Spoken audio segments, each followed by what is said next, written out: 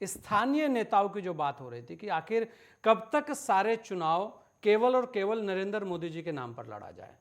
ये भी कुछ चीजें दिखी है कि जब तक आप स्थानीय स्तर पर नेताओं को मजबूत नहीं करेंगे, और वहां इसके उलट अगर आप देखें तो वहां पे डीके शिव कुमार हो या सिद्धारमैया हो या खुद खड़गे जी हो, लगातार चुनाव के अंदर बने रहे। मतलब स्थानीय नेतृत्व की अगर हम बात करें तो उस पर ज्यादा काम होता दिखा है। यहां भी कहीं ना कहीं भारतीय जनता पार्टी की चूक दिखी। इसमें मैं दो चीजें आपको बताना चाहता हूं। एक तो ये था कि कांग्रेस में दो लोगों की खेमेबाजी थी, सिद्धारमैया और डी शिव कुमार।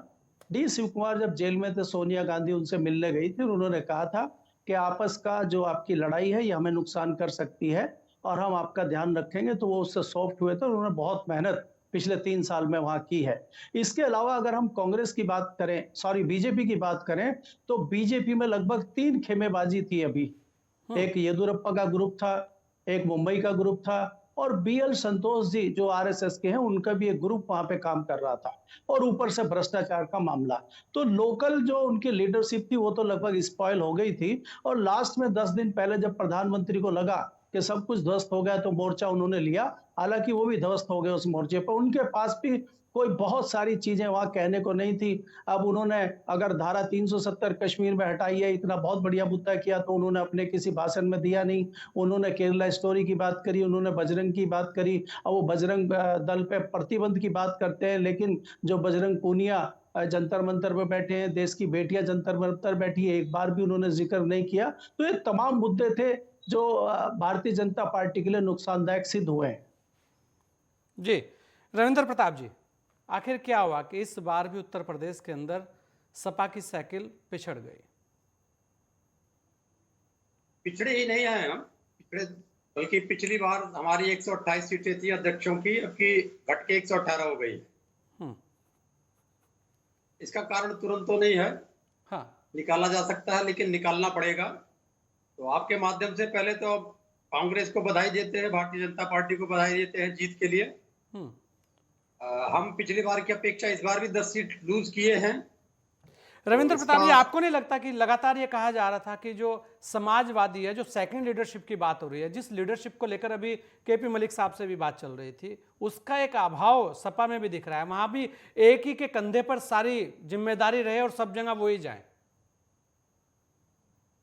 नहीं, ऐसा नहीं हुआ, क्योंकि इससे पहले जब अकेले जिम्मेदारी थी हाँ, तब अच्छे रिजल्ट आए थे। अभी तो हमारे वहाँ चाचा जी हमारे हम लोग के साथ में थे और काफी जगह वो गए।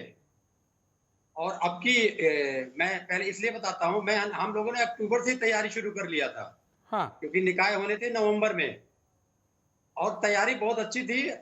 अक्टूबर से बूथ में थी, सबसे पहले लिस्ट हमने डिक्लेयर किया, सबसे पहले प्रभारी हमने बनाए। लेकिन क्या कारण रहा, अब इसको तो मैं अकेला डिसाइड नहीं कर सकता हूँ। लेकिन रविंद्र प्रताप कलेक्टिव जी, बैठेंगे। गठबंधन भी रहा आपका, तो उसके बाद भी हाँ, गठबंधन सीटें घट रही हैं। नहीं, अभी इसमें हमने गठबंधन नहीं जोड़ा है। हाँ, ये तो हमारी हमारी अपनी परफॉर्मेंस है। पिछली बार 128 थी, अब की 118 है। मतलब घटते ही जा रहे हैं, इसमें आप ये कह रहे हैं कि कहीं ना कहीं कुछ तो है। अब कुछ है, लेकिन उसका बैठ के हम लोग को समझना पड़ेगा कि इतनी अच्छी तैयारी के बाद, जब हमारी तैयारी इतनी अच्छी नहीं थी तो हम बढ़ते गए 2017 से लेके अब की चुनाव से पहले तक। हाँ, लेकिन अब की जब हम बहुत अच्छे ऑर्गेनाइज तरीके से गए थे तो तो हम जनता घटे के जो 10 मुद्दे हैं सीटें। वो पकड़ नहीं पाए, क्योंकि लगातार सपा कहते रहे, कानून व्यवस्था को लेकर बहुत सारे सवाल खड़े करते रहे। लेकिन उसके अलावा देखिए आप, उसके उलट आप और घट गए। नहीं, मैं कह रहा हूँ ना, मुद्दे जो उठाने की बात है। हाँ, मैं 3 बार आपके चैनल पे आया हूँ, तो जितने भी मुद्दे बोले मैंने स्थानीय मुद्दे बोले हैं, हाँ, या हमारे प्रवक्ताओं ने स्थानीय मुद्दे बोले। हम लोग की मीटिंग होती थी तो बल्कि ये भी कह दिया गया था कि अगर विपक्ष के लोग हिंदू मुसलमान या जातिगत और धार्मिक ध्रुवीकरण करते हैं तो आप लोग को उस पर नहीं बोलना, चुप रहना है। जी, स्थानीय मुद्दे को उठाना है, और हम लोगों ने स्थानीय मुद्दे उठाए हैं।